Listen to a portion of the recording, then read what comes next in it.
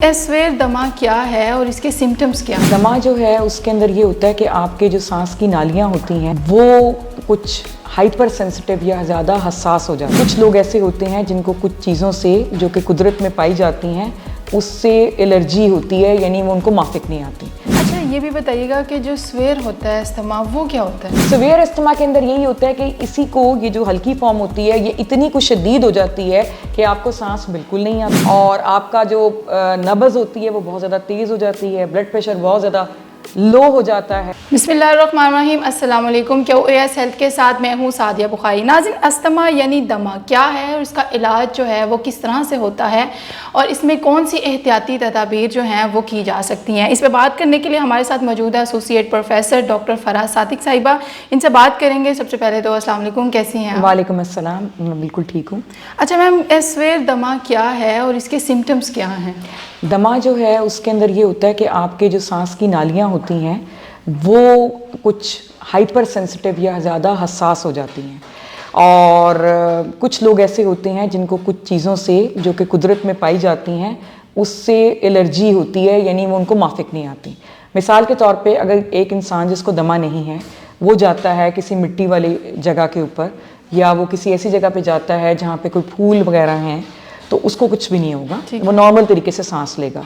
ये दमे वाले जो लोग होते हैं ये मौरूसी तौर पे कुछ ऐसे लोग होते हैं जिनको मिट्टी से, किसी को पोलन से, यानी जो वो पीले पीले दाने होते हैं फूलों में, किसी को परफ्यूम से, खुशबू से, किसी को ये जो बिल्ली वगैरह या जानवर वगैरह पाले होते हैं उसके बालों से, और इस तरह मुख्तलिफ किस्म की चीज़ें होती हैं। ठीक है। उनको वो माफिक नहीं आती, तो जब वो उनको सांस के ज़रिए इनहेल करते हैं या अंदर लेके जाते हैं तो वो नालियाँ जो हैं वो एकदम से उसको रिएक्ट करती हैं कि कहीं नीचे ना चले जाएं फेफड़ों में और ज़्यादा प्रॉब्लम ना करें, तो वो सुकड़ जाती हैं। ठीक है। जब वो सुकड़ जाएंगी तो सांस लेने में दुश्वारी पेश आएगी।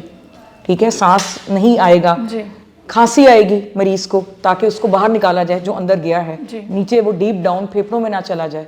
और साथ हो सकता है कि एक सीटी की आवाज़ भी आए।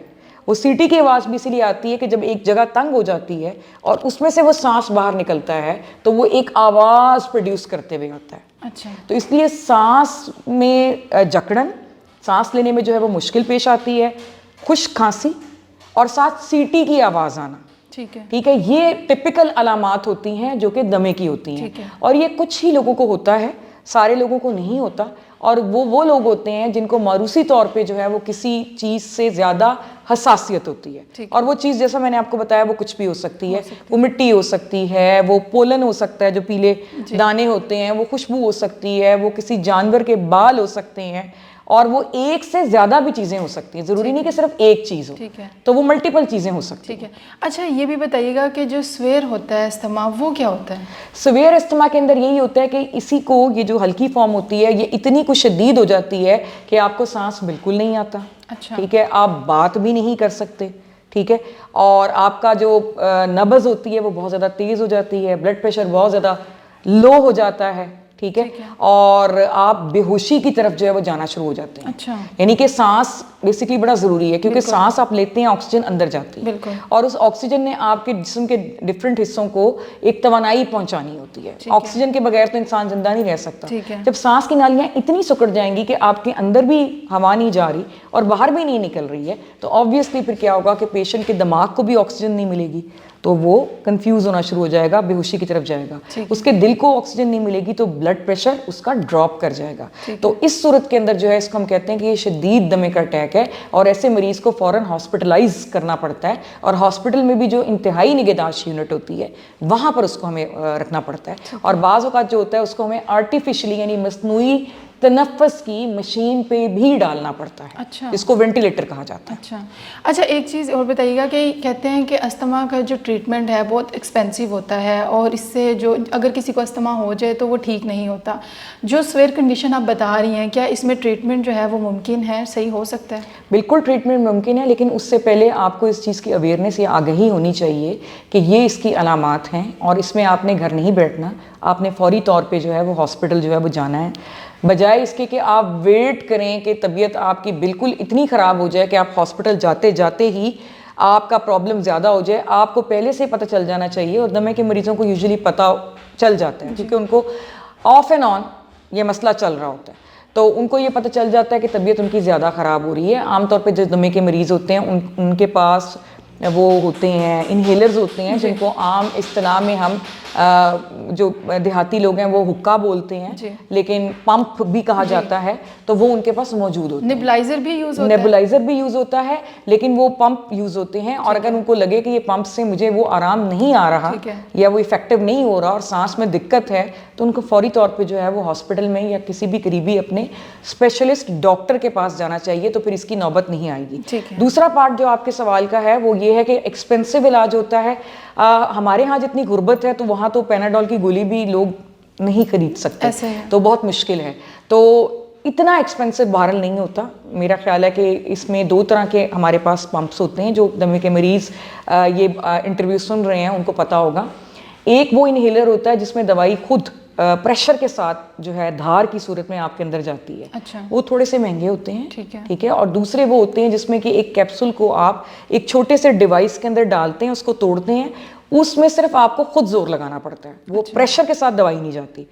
दोनों एक ही तरह के मौसर हैं, दोनों एक ही तरह से असर करते हैं। ठीक है। जो कैप्सूल वाले होते हैं जिसमें आपको खुद जोर लगाना पड़ता है, जिस तरह आप हुक्का खींचते हैं, हुक्के का कश खींचते हैं, वो सस्ते होते हैं। ठीक है। उसका सिर्फ प्रॉब्लम ये होता है कि वो उन लोगों को नहीं दिया जा सकता जो बहुत बूढ़े या कमज़ोर लोग होते हैं, क्योंकि उनमें इतना जोर नहीं होता। ठीक है। अच्छा, इन्हेलर की आप बात कर रही हैं, तो इन्हेलर या ये पंप जो है, ये थेरेपी कितनी इफ़ेक्टिव है? क्या ये लाइफ टाइम यूज़ करना पड़ता है, ये कुछ अरसे बाद यूज़ करने के बाद आप इसको छोड़ सकते हैं?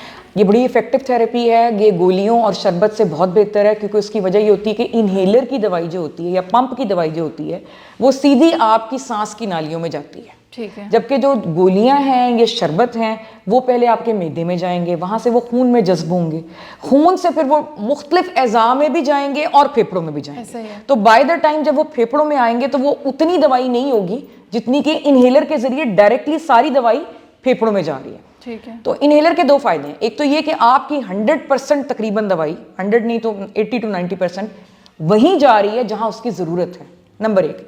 नंबर 2, वो दवाई जो है वो इधर उधर के एज़ा में नहीं जाएगी, तो उसके साइड इफ़ेक्ट्स नहीं होंगे, यानी मुज़र असरात।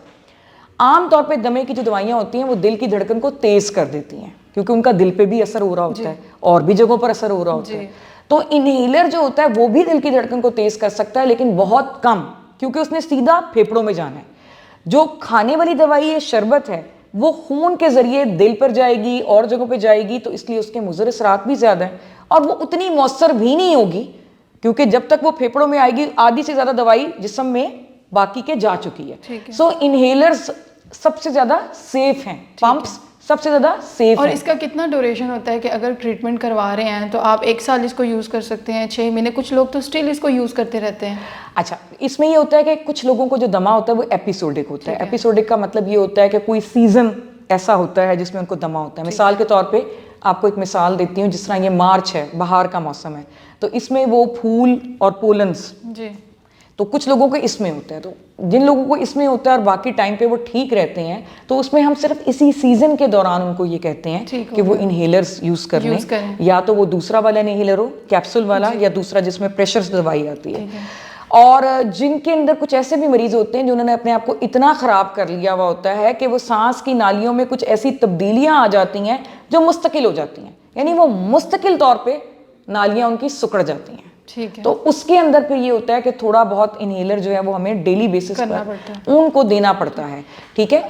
तो एक इसमें चीज़ मैं आपके प्रोग्राम के तवज्जो से बताती चलूँ। एक चीज़ होती है नेबुलाइजर, जिस तरह आपने उसका जिक्र किया। नेबुलाइजर जो होती है उसमें इन्हेलर से भी वो ज़्यादा इफेक्टिव है। यानी एक मरीज को अगर बहुत ज़्यादा तबीयत ख़राब है तो उस वक्त जो नेबुलाइजर है उससे जो दवाई की डिलीवरी हो रही है, तरसील हो रही है जो फेफड़ों में, वो अगर इन्हेलर से 80% हो रही है तो नेबुलाइजर से 100% हो रही है। ठीक है। लेकिन नेबुलाइजर का प्रॉब्लम सिर्फ ये होता है कि वो आपको रिलीफ तो इन्हेलर के मुकाबले में ज़्यादा देगा, लेकिन उसका असर जो है वो उतनी ही जल्दी खत्म हो जाएगा। जल्दी शुरू होगा फौरी तौर पे, यानी विदिन 5 मिनट्स आपको बेहतरी आना शुरू हो जाएगी, लेकिन उसका असर भी उतनी ही जल्दी खत्म हो जाएगा, क्योंकि जो दवाई उसके अंदर डलती है नेबुलाइजर मशीन के अंदर, जो आजकल बड़ी इजीली अवेलेबल है। और मैं ये समझती हूँ कि जितने भी एलर्जी वाले मरीज हैं, छींकों वाले, दमे वाले मरीज, उनको घर में ये नेबुलाइजर जरूर रखना चाहिए, क्योंकि इमीडिएट रिलीफ के लिए बेस्ट चीज़ है। ठीक है। अच्छा, ये भी कहा जाता है कि जो अस्थमा है वो एक दूसरे का झूठा पीने से भी हो जाता है, ये भी बताइएगा। और दूसरा, अस्थमा के मरीजों के लिए कॉफ़ी और चाय का इस्तेमाल ठीक चीज़ है या नहीं? ये तो बिल्कुल मिथ है। अस्थमा बिल्कुल भी कंटेजियस या वो नहीं है कि एक को दूसरे से लगता है। ठीक है। अस्थमा तो एक मौरूसी कंडीशन है जिसमें आपकी हसासियत जो है, जो आपकी सांस की नालियां हैं, उनकी हसासियत जो है वो बढ़ जाती है कुछ नेचुरल चीज़ों के अगेंस्ट। ठीक है। तो ये तो बिल्कुल भी गलत है, ऐसा तो कुछ भी नहीं है। दूसरी बात जो आपने की है कॉफ़ी और चाय का, तो इससे कोई ताल्लुक नहीं है। हाँ, कुछ लोगों को ये देखा गया है कि एक्सरसाइज अगर वो बहुत ज़्यादा करें तो उनको अस्थमा का अटैक आ सकता है। तो एक्सरसाइज से हो जाता है, कुछ चीज़ें जो मैंने आपको बताई हैं उससे हो सकता है। कुछ लोगों को स्ट्रेस यानी परेशानी अगर वो बहुत ज़्यादा लें, उससे भी एग्रेवेट हो सकता है। लेकिन आम तौर पे जो एक नॉर्मल हम देखते हैं पेशेंट्स अस्थमा के, उसमें ये आता है और जाता है अटैक्स की शक्ल में। अगर ये कॉम्प्लिकेट हो जाए, यानी मरीज केयर नहीं कर रहा, तो फिर ये एक मुस्तकिल हालत जो है वो ले सकता है, जिसमें कि सांस की नालियों में कुछ ऐसी परमानेंट मुस्तकिल तब्दीलियां आ जाती हैं कि मरीज को इन्हेलर लेना पड़ता है। तो इन्हेलर का ये नहीं है कि अगर उसने एक दफ़ा लिया तो फिर उसको सारी ज़िंदगी लेना पड़ेगा, नहीं। 1-2 महीने के बाद हम खुद देखेंगे और उसको हम आहिस्ता आहिस्ता कम करवाएंगे। ठीक है। इसलिए डॉक्टर के मशवरे से आपने कम करना है, खुद नहीं करना। अच्छा डॉक्टर साहब, सेकंड ये बताइएगा कि कौन सी ऐसी फल सब्जियां हैं जो अस्थमा के मरीज़ों को खानी चाहिए? ये भी डॉक्टर्स कुछ कहते हैं कि जो ड्राई फ्रूट हैं वो अस्थमा के पेशेंट्स को नहीं खाने चाहिए, वो अच्छे नहीं होते हैं। तो कौन सी ऐसी फल सब्जियां खानी चाहिए और कौन सी नहीं खानी चाहिए?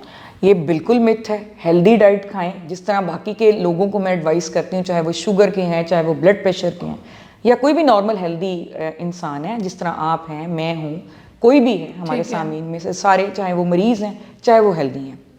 ड्राई फ्रूट अल्लाह ताला ने एक बहुत अच्छा एक फैट हमें दिया है, एक अच्छे वाला कोलेस्ट्रॉल है। बिल्कुल। लेकिन जिस तरह कहते हैं ज्यादती हर चीज़ की बुरी है, excess of everything is bad. ऐसे ही है। So handful of dry fruit, ठीक है, वो बहुत अच्छा है, मिक्स आप खाएं, इसमें कोई हर्ज नहीं है। इसी तरह फल सब्जियां बिल्कुल आपकी डाइट में शामिल होनी चाहिए। ठीक है। आपकी डाइट मुतवाजन होनी चाहिए, पोर्शंस में होनी चाहिए, और उसके अंदर सब चीज़ें होनी चाहिए। जिस तरह अंडा अच्छा कोलेस्ट्रॉल है, ड्राई फ्रूट हैंडफुल, एक मुट्ठी भर आपने लिया है, बहुत अच्छी बात है। फ्रूट आप लें मिक्स, बहुत अच्छी बात है। सब्जियां आप लें, बहुत अच्छी बात है। चिकन या ओवरऑल आप सब फल सब्जियां खा सकते हैं बिल्कुल, और आपको खाना चाहिए। रीजन बीइंग कि एक मरीज जिसकी पहली सांस की नालियां तंग हैं और वो पहली सांस का मरीज है, ऊपर से अगर उसको कोई वायरल इन्फेक्शन हो जाता है या कोई बैक्टीरियल इन्फेक्शन हो जाता है, तो उसकी दिफाई निज़ाम बेहतर होगा तो ही वो उसको फाइट करेगा ना। बिल्कुल ऐसे। वायरस की तो आपको पता है कोई दवाई नहीं। आपको पता है आजकल कितना ये सीजन फैला हुआ है, हर बंदा बुखार से तड़प रहा है।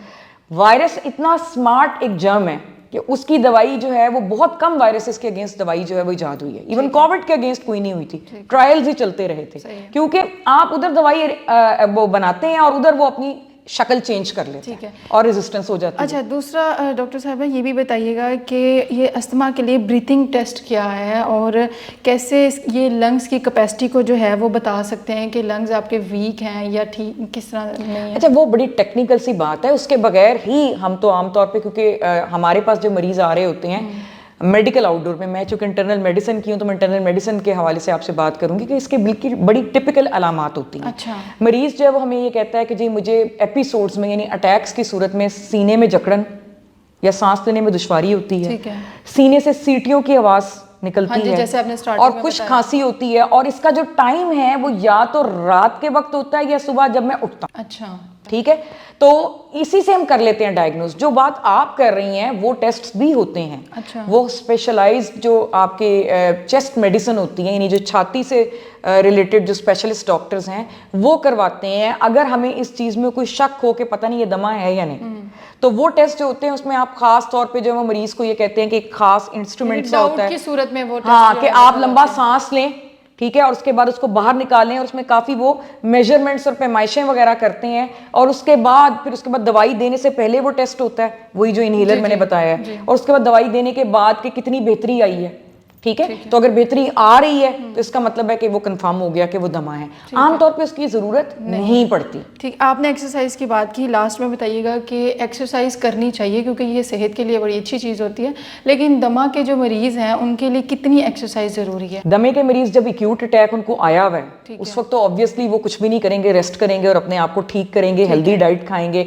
इनहेलर्स का यूज़ करेंगे, नेबुलाइजर का यूज़ करेंगे। फिर भी तबीयत ठीक नहीं हो रही तो स्पेशलिस्ट के पास जाएंगे। स्पेशलिस्ट अगर उनको ये कहता है कि हॉस्पिटल जाना है, एडमिट होना है, तो वहाँ जाएंगे। ठीक है। लेकिन जब वो हेल्दी हैं, रूटीन में अपनी ज़िंदगी गुजार रहे हैं, तो उनको ये चाहिए कि वो बिल्कुल एक्सरसाइज करें। ठीक है, हल्की एक्सरसाइज से शुरू करें। ठीक है। मैं हमेशा यही कहती हूँ कि जब भी आप एक्सरसाइज शुरू करने लगते हैं, किसी इंसान ने पहले नहीं शुरू की, तो हमेशा आप हल्की से शुरू करें, हल्की फुल्की वॉक 5-10 मिनट की, उसको आहिस्ता आहिस्ता ग्रेजुअली जो है वो आप बढ़ाते हैं। एक्सरसाइज जो तो है इसमें कोई दिक्कत नहीं है कि आप एक्सरसाइज करें। और डॉक्टर साहिबा बहुत शुक्रिया, अपना और अपने प्यारों का ख्याल रखिए। इसी के साथ सादिया बुखारी को इजाज़त दीजिए। अल्लाह हाफिज़।